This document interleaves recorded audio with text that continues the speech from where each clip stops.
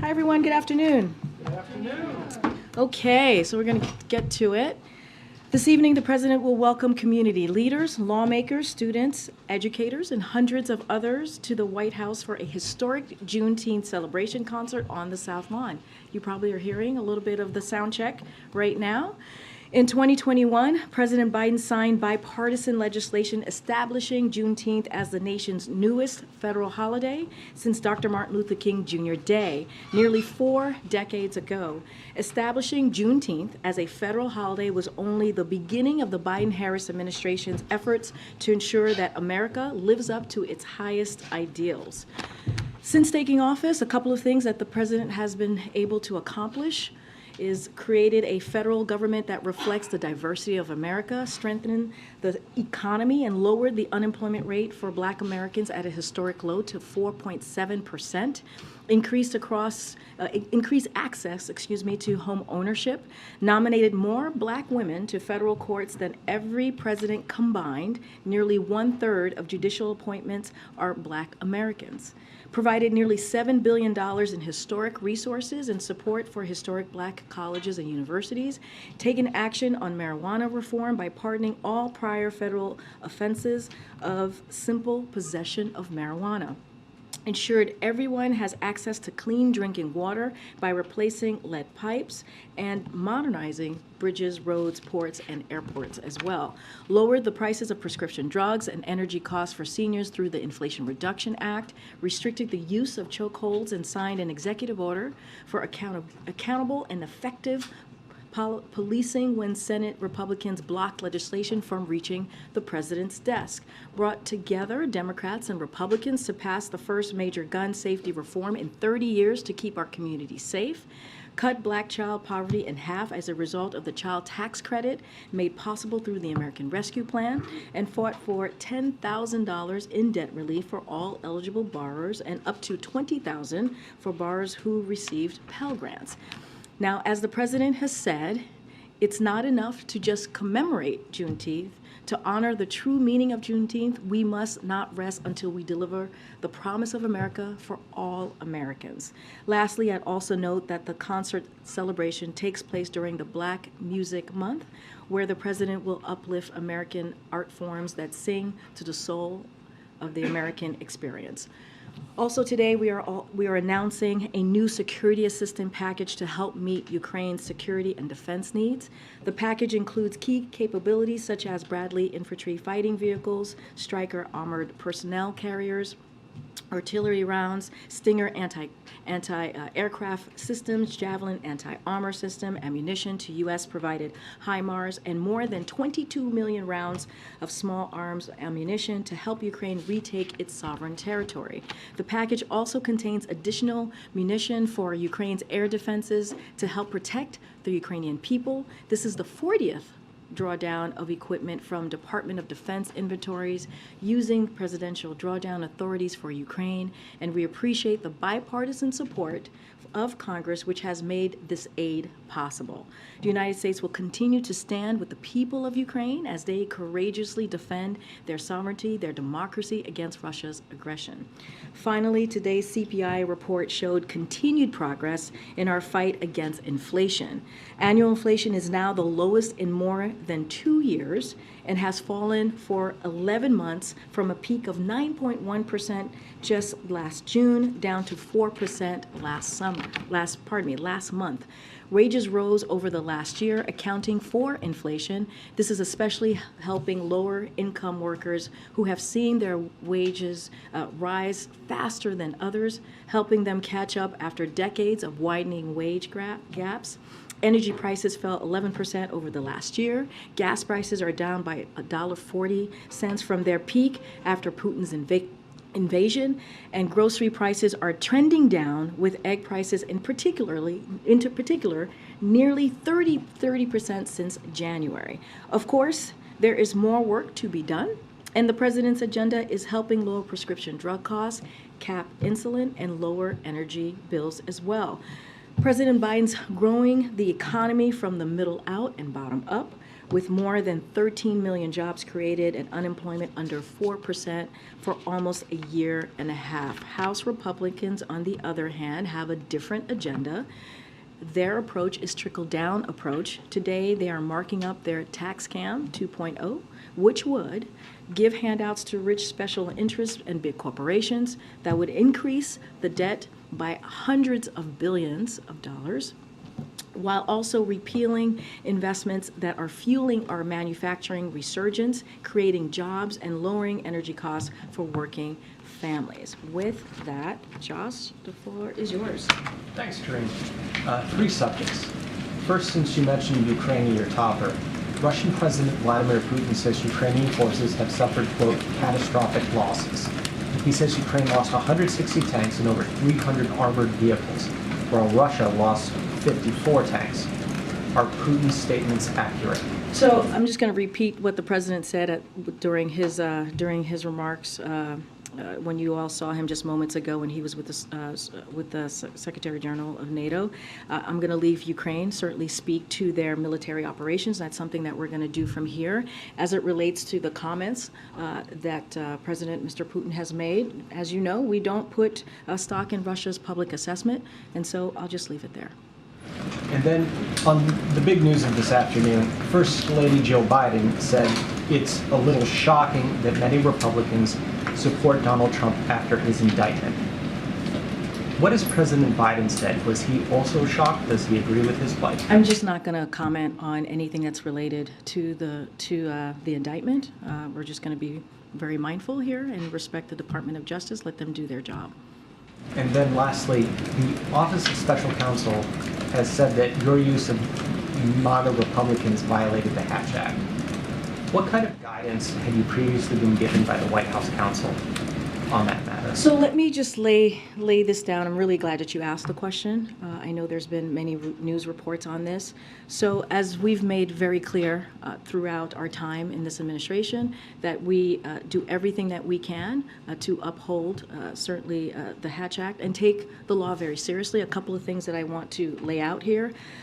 So with, many of you have mentioned with friendly consternation how often we take the Hatch Act and we follow the Hatch Act throughout these past 2 years. We received a letter from the Office of Special Counsel, which is the independent agency that enforces the Hatch Act, as all of you know, and it communicated it to us that their opinion and issuing a warning, but not taking further action, as you all know by reading the letter and the reports.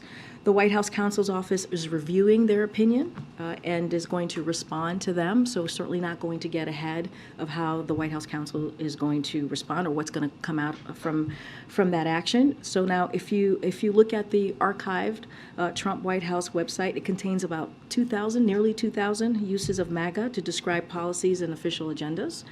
Congressional Republicans have also used MAGA to refer to policies and official agenda frequently for years now, even clearly before we entered the administration.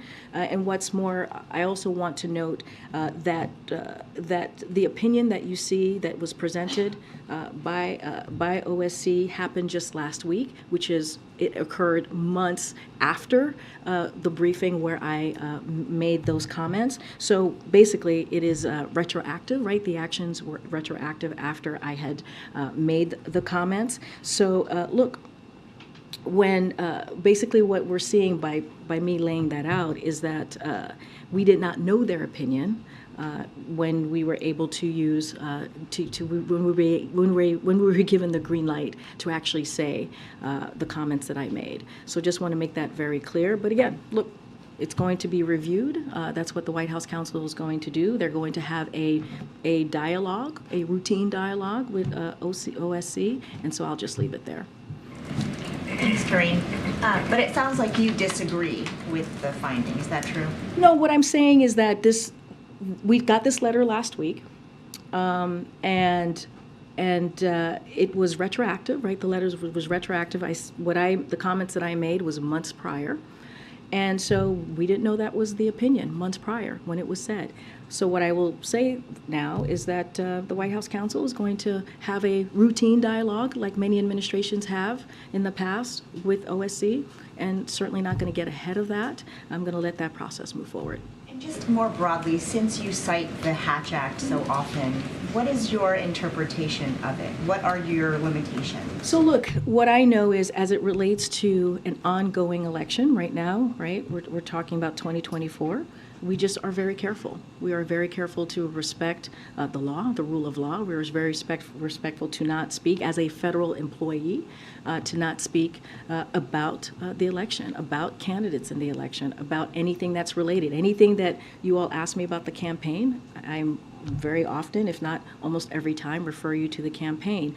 As it relates to this specifically, I just laid out, if you look at the archives from the Trump White House website, it contains nearly 2,000 uses of MAGA to describe policies and official agendas, right? And congressional Republicans have used that word multiple times to describe their policies and official agenda as well.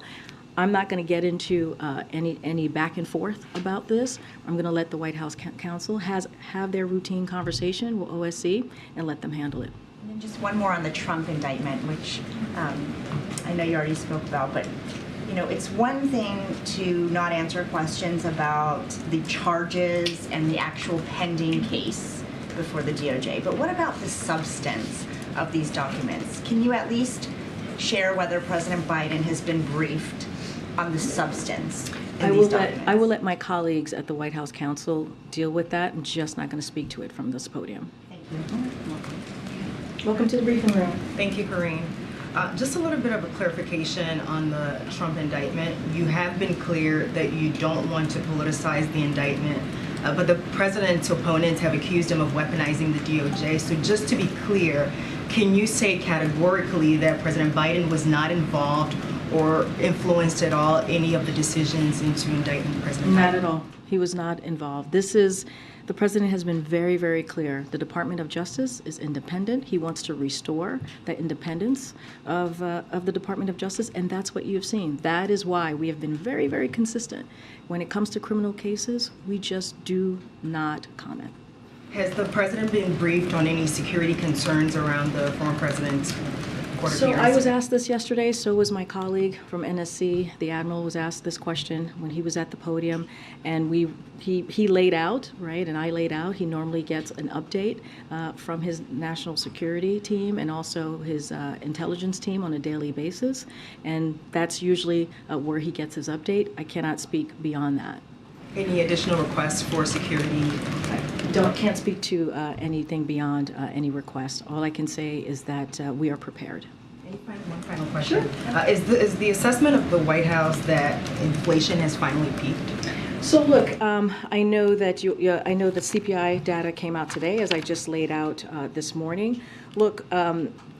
So what I will say is that we're making progress on fighting inflation, and that's good news. That's good news for hardworking families. That's incredibly important that we see that, and we're seeing that in this data. And I kind of said this at the top, but I'll reiterate it here. Annual inflation is at the lowest level that we have seen in more than 2 years. That's since March of 2021, and it has fallen for 11 months, and in less than half of what it was this past June, the June before this one, clearly. And wages has rose over the last year. So all of that is important. Gas prices is down by $1.40. That's because of the work that this president has done. If you think about his investment in America, if you think about his economic policy, how he wants to make sure that we're building an economy that builds from the bottom up, middle out, that is what you've seen. And I have said, and he has said many times, when it comes to his economic policy, lowering costs is his number one priority. So this is important. We're fighting inflation. We're seeing progress, and this is going to be incredibly important for Americans across the country. So just to continue on inflation, we'll get another one after that. One of the components of the inflation data showed that rent prices are still sticky. They're just not responding the way that you hoped that they had. It's starting to remind some people of the comment that inflation was going to be transitory. So for a long time, the expectation has been that housing prices and rental prices would come down, and they just haven't. Are you starting to get worried that they're not going to come down, and what the implications are, and what can you do So, look, we know, and it's a good question, we know housing affordability is a challenge for families. And the good news is that we are starting to see a cooling in the housing market, so that's incredibly important. And also, that is why the president has taken extra steps, right? You've heard us over the last 2 years talking about the housing supply action plan that the president put forth to help close the housing supply shortfall that we have seen in the last 5 years, making it easier to use the American Rescue Plan funds to increase the supply of affordable housing, which is another part of the president's plan as it relates to lowering costs when it comes to housing or dealing with the housing market, releasing a blueprint for renters' Bill of Rights and a set of federal actions to make the rental market fairer, and calling on Congress to provide additional incentives for housing construction and support low-income families. So, look, we get it. We understand what families are going through. Again, the housing market is cooling, so that's important. But the president has taken extra steps over the last 2 years to deal with the affordability aspect as it relates to housing. So are you considering additional actions since the housing prices don't seem to be responding? So I don't have any additional actions to announce at this time, but I mean, I just laid out 4 real, constructive, comprehensive, substantive actions that this president has taken over the last 2 years to deal with certainly issues that American families have to deal with when it comes to affordable housing. And then on Ukraine, NATO Secretary General Stoltenberg just said that the Ukrainian counteroffensive is making progress. The Ukrainians are making progress, and that's important in terms of strengthening their hand when they get to the negotiating table. Does the White House share his view that the Ukrainians are, in fact, making advances, and can you give us any details? So look, I know that President Zelensky has spoken to this. He says the counteroffensive operations have begun, but certainly I'm going to leave that to Ukraine to speak to. That's basically what the president was asked when he was when he was asked as it relates to the military operations. We're just going to let them, President Zelensky and his team, speak to that. And look, what we can say is that we know that the Ukrainian people are brave and they are tough. We have seen this the last 15 months. They have been incredibly impressive. We have done everything that we can to make sure that they are successful in the battlefield, and that's not just us. More than 50 countries have come behind Ukraine and supported their efforts, their fight against Russia's aggression, and to fight for their freedom. And so we're going to continue to do that. We know that there are difficult challenges ahead, but we feel that they are prepared. I'm certainly not going to get into military operations or what's going on the battlefield. Again, I'll let Ukraine speak to that. Okay. Thanks, Karine. I wonder, do you believe that you violated the Hatch Act with those comments about MAGA Republicans? So what I can say is, at the time, I was given the sign-off, right, to use that terminology, and I said this just moments ago. The letter that we received was from last week. We received that letter for something that I said months ago, so it was retroactive, if you will. I'm just not going to get into giving my opinion or thoughts. I'm just going to lay out the facts for all of you. You all are going to report this and have reported it. And we're going to have a routine conversation, not myself, but clearly the White House counsel is going to have a routine conversation with OSC to talk about this. I'm just going to leave that there. It's a term that you, but also the White House press shop has used a lot in paper statements and everything else. So are you guys going to continue to use that terminology going forward? So look, I'm not going to get ahead of what the outcome of this might be. The White House counsel certainly is reviewing the opinion, and they will have a routine conversation with OSC, as they should. This is going to be an ongoing process. As you stated, we have used this term many times before. It's nothing new. In the context, and the way we use it is in the context of talking about their policies and in talking about their values. That's how we have used this term, and so I'll leave it there, and they'll continue to have a conversation. I know that the White House counsel's office sometimes conducts informational sessions with staff to educate them about the Hatch Act, what the guardrails are, et cetera. When's the last time that you participated in one of those, and do you intend to get some kind of a refresher? So I don't have any refresher to speak to at this time, but yes, I've sat in many conversations that have been held by the council on the Hatch Act specifically. I know I did one recently this year. I just don't have the exact date in mind. And then last question. I wonder, as it relates to the case that the former President Trump is facing, is there any world in which President Biden would consider pardoning the former president? I'm just not going to speak to that. No comment. Go ahead, Jim. And I'll come to the back. Go ahead, Joe. Thanks, Karine. Senator Bernie Sanders is saying that he won't move forward with a president's nominee for the National Institutes of Health, or any health nominees for that matter, until the administration puts forward a plan to lower prescription drug costs. What is your reaction? And has the administration been in contact with his office about this? Yeah, so look, we see Senator Sanders as a friend, and he has been certainly very a partner, very helpful to us in pushing the president's agenda and lowering costs for Americans. And so we share Senator Sanders' concerns on pricing. That's why the president signing the Inflation Reduction Act was so important. That was a critical component, if you will, of the Inflation Reduction Act, which is lowering costs for Americans, putting a cap on insulin for our seniors. And so it was a consequential piece of that law.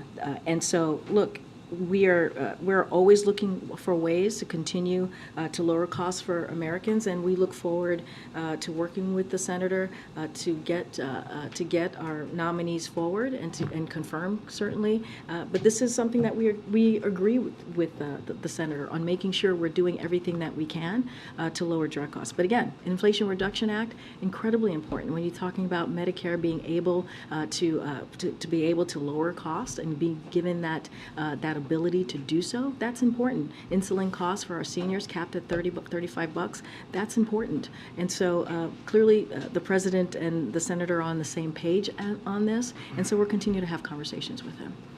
Okay. Thanks, Karine. There are reports that the labor and management have agreed to a cooling off period at the West Coast ports after a meeting with Acting Secretary Sue. I'm wondering if you can confirm that development and if you're encouraged by it at the White House.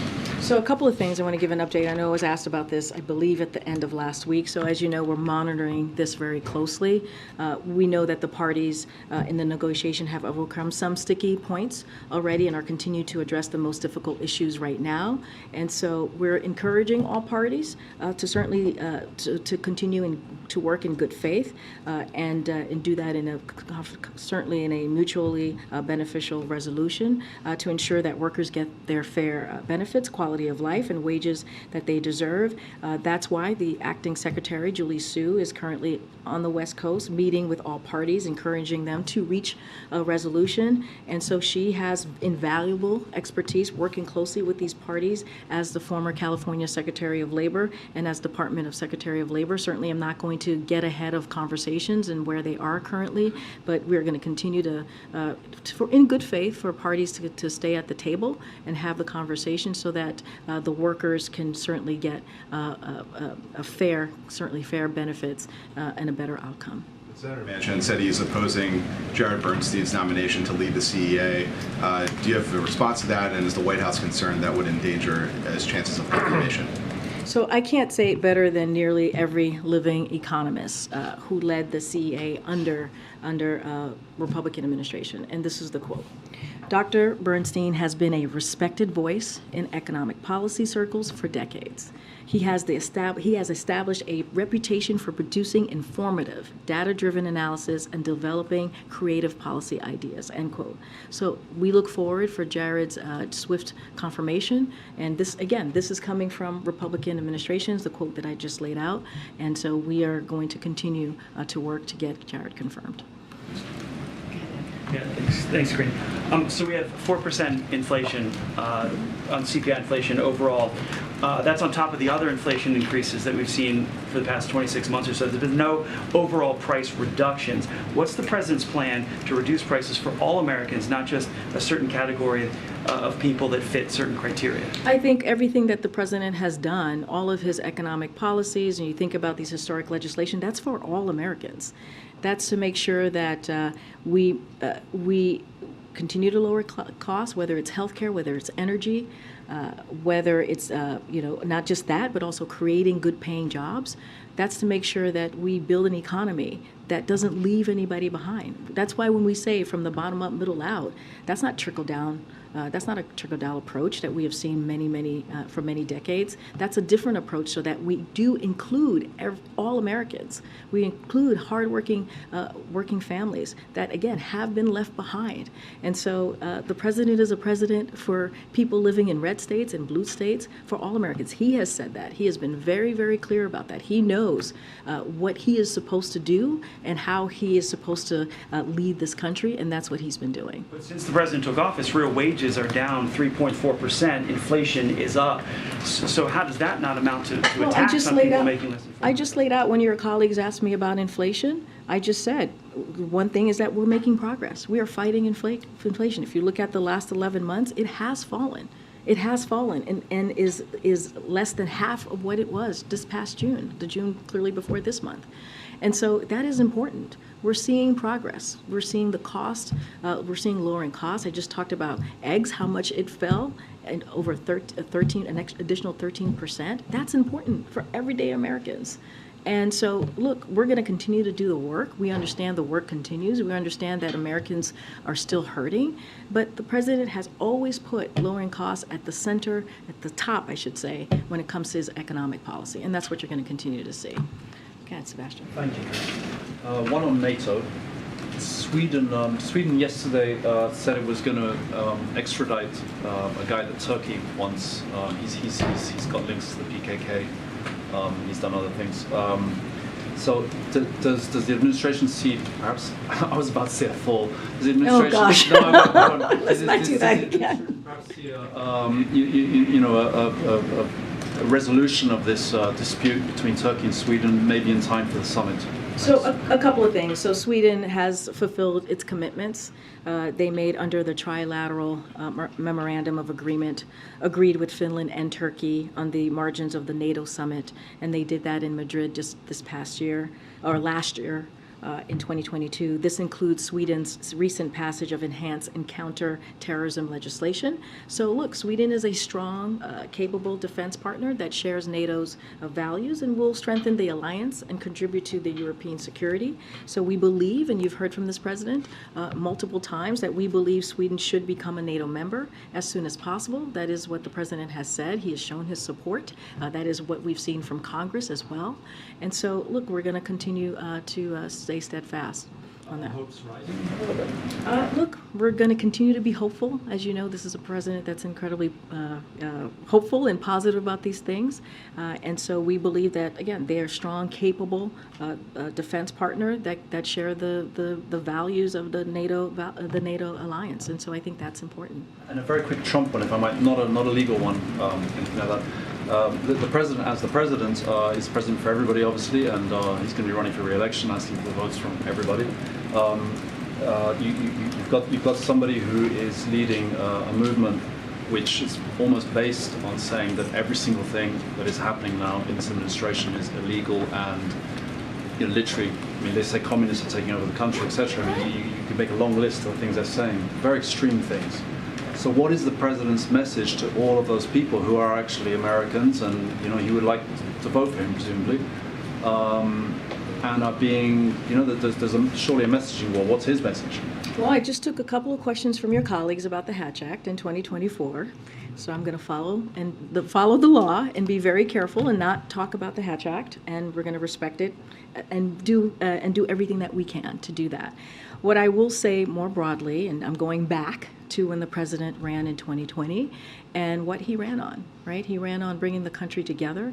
He ran on fighting for the soul of the nation, and that's what the president has been doing for the last 2 years. He believes that that is important to bring everybody together. As you just stated in your question, he's a president for everyone, red state, blue state, it doesn't matter. He understands what it means. He was vice president, right? He's been a senator, so he understands what that means, what it means to be a president of these United States. So it's very important that he continues to do that, continue to bring the country together. You've heard him talk about this, really make critical, important speeches on this very point, and so that's going to continue to be his message, bringing the country together.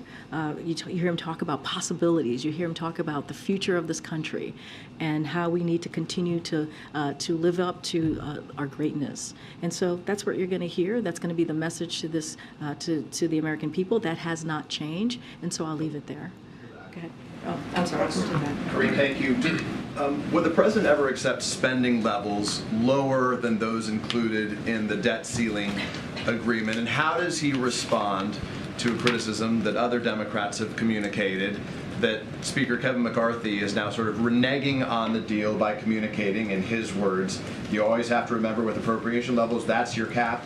You can always do less. So look, I'm not going to get ahead of the appropriations process. We expect Congress is certainly to abide by the bipartisan budget agreement that we both sides came to the table for, and that's including the agreed to adjustments. So certainly not going to get ahead of that. We made a deal, and we will uphold our end of this deal, and so they need to uphold theirs. And so I'll just leave it there. It's just as simple as that. That is what this agreement was all about. That is what the president signed into law. It's about the American people. It's about delivering for their needs. It's about making sure that we have a budget that's fiscally responsible. That's what we were able to do in a bipartisan way. And so we are going to uphold our part, and we expect them to do the same. The president just met with Jan Stoltenberg in the Oval Office. Did the president, in their visit today, or was he expected to, perhaps you weren't in there for the entire time, to ask Jan Stoltenberg to stay on past the expiration of his term this October? So look, the president hasn't made any decision yet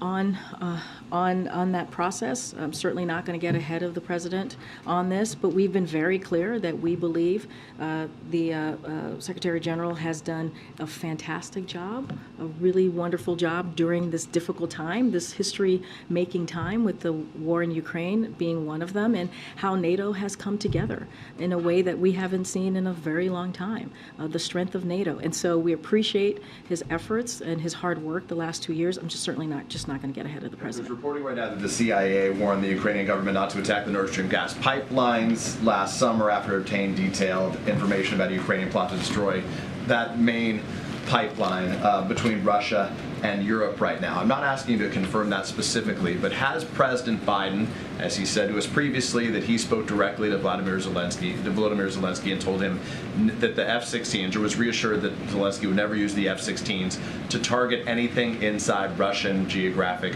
territory? Has the president ever communicated to Volodymyr Zelensky that he expected Ukrainians at no time to target anything with any weapons beams inside Russian geographic territory? So the president has been really clear. He spoke to this before. Jake has spoken to this. The admiral has spoken to this. Pipeline?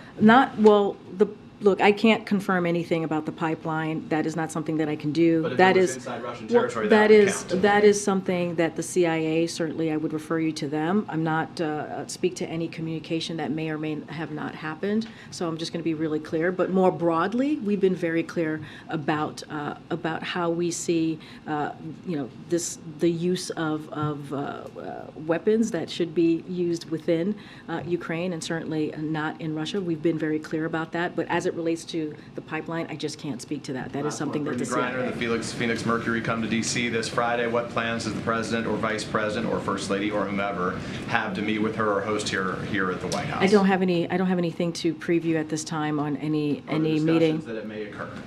I don't have anything for you. As you know, and I think we reported this out during the White House Correspondents' Dinner, the president, and we did report this out, met with, had a side conversation with Brittany and Sherelle.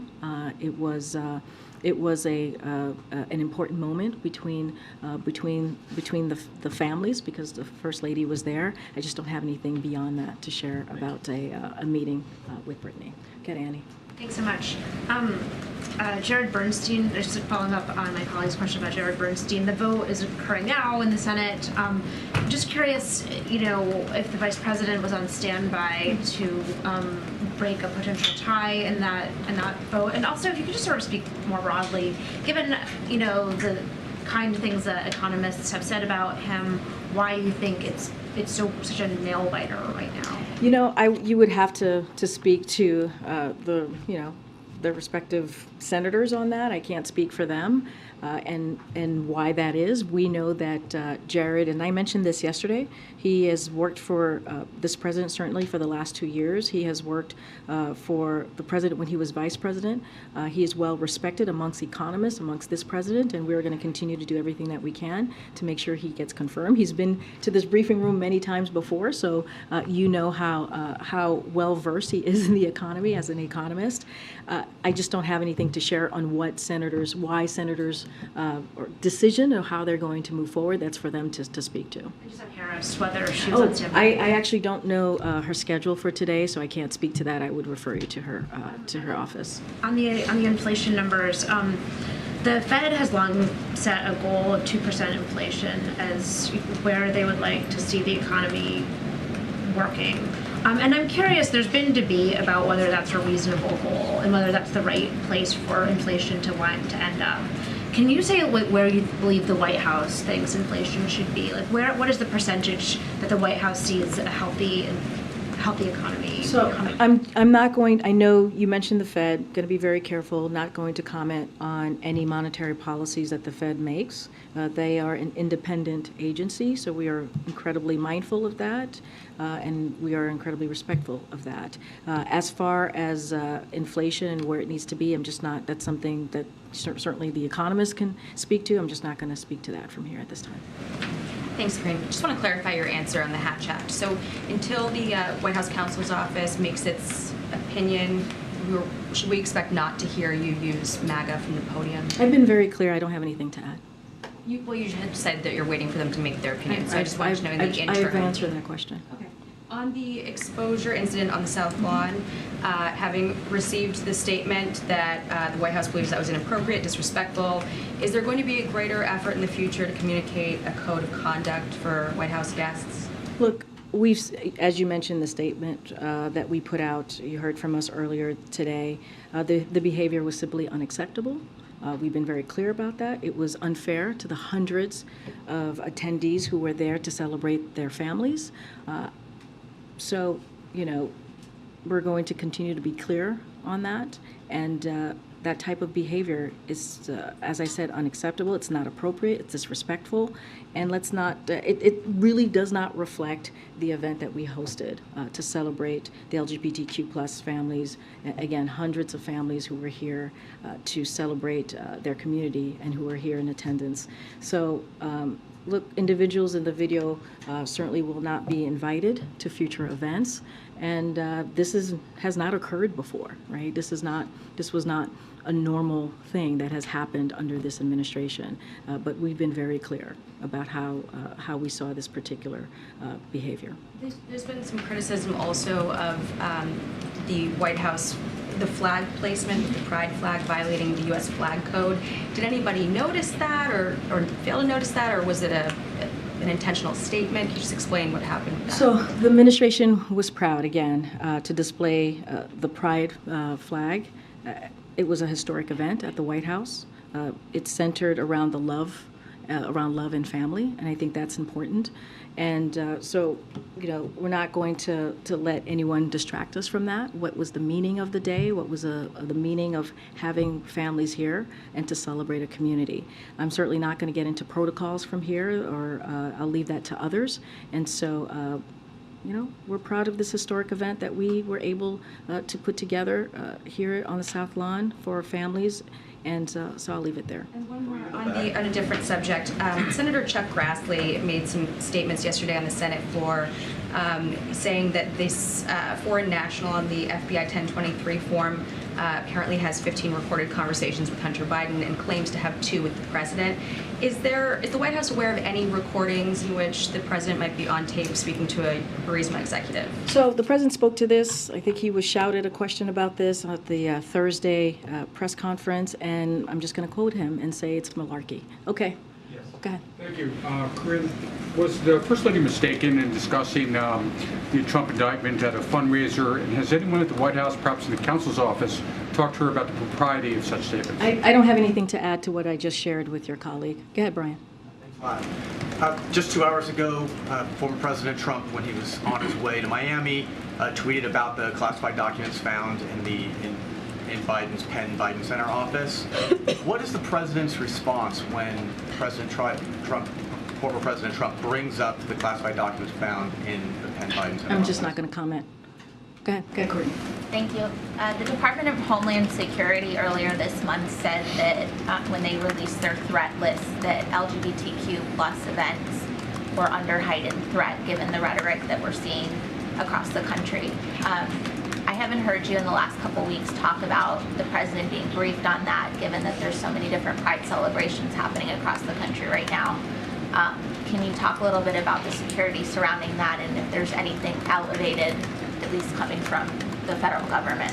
So I can't speak to anything that's been elevated. Clearly, if there is any need for additional security, we are certainly always available to have that conversation with state and local officials. As you mentioned, as Pride events are occurring throughout this month across the country, can't speak to if there have been any elevated instances that's been flagged for us at the federal level. But certainly, this is something that we believe that it's important for LGBTQ plus community to feel safe as they are celebrating during Pride Month, which is one of the reasons why we had an event, a historic event right here on the South Lawn on Saturday. Just don't have anything additional to add to any elevated security or elevated additional assistance that we may be providing. And on Acting Labor Secretary Julie Su, her nomination for the job permanently, do you have any update? There were 5 senators last I checked that were undecided, no vote scheduled yet. Do you have an update on where you are on that in terms of getting her confirmed to the position permanently, given you've been without a labor secretary permanently for a while now? So just a couple of things. I do want to give an example of what we've been doing to assist in Julie Su's confirmation. So each night, senior White House officials join a war room call to ensure we are continuing to make progress on Su's nomination. This call continued throughout the negotiation over the budget agreement. Very recently, outside groups forcefully and vocally made the case for Su's nomination, including 55 labor unions, which joined together recently on a call on senators to support Su's confirmation. In recent days, top White House and administration officials have launched a full court press engaging senators whose vote will be key to Su's nomination, as well as House members who can help build support. And I can give you an example. The Chief of Staff, Jeff Zients, and Director of Leg Affairs, Louisa Terrell, have been speaking regularly with Leader Schumer on the Su nomination, as well as other key senators multiple times a week. This continued, like I said, during the debt limit fight, and so they're also in touch with other groups, outside groups as well. So we have taken this very seriously. We want to make sure that she gets confirmed, and we feel very confident that she will be. It's going to continue going around. Oh, hey, sitting up front. There. Found a seat. All right, Well, see. you know, it's had my name right down. Good afternoon, Karine. Okay, good afternoon. Just hours ago, Senator Tuberville tweeted, quote, "Having biological males in women's sports is unsafe, unfair, and wrong." And earlier this year, 72 elite female athletes signed an open letter saying forcing female athletes to compete against biological males is not only unfair, it is discriminatory and illegal. So in the light of this administration's proposed changes to Title IX, does the White House worry about the physical safety of females directly competing against males in sports? So look, this is a complicated issue. It is. And there are a wide range of views, as you just laid out. The Department of Education proposed a rule that gives schools the flexibility to establish their own athletic policies while establishing guardrails to prevent discrimination against transgender kids.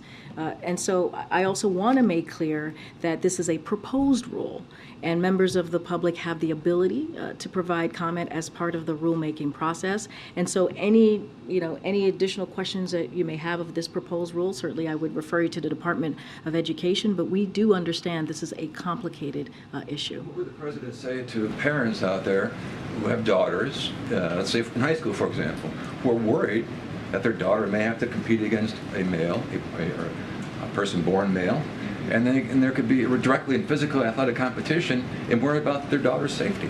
So look, what you're alluding to is basically saying that transgender kids are dangerous. It sounds like that's what you're saying. Well, you're saying that their safety is at risk. Yeah, but you're laying out a broad example or explanation of what could potentially happen. A broad example explanation. That is dangerous. That is a dangerous thing to say. That essentially transgender kids we're talking about are dangerous. And so that's something that I have to call out. And that is irresponsible.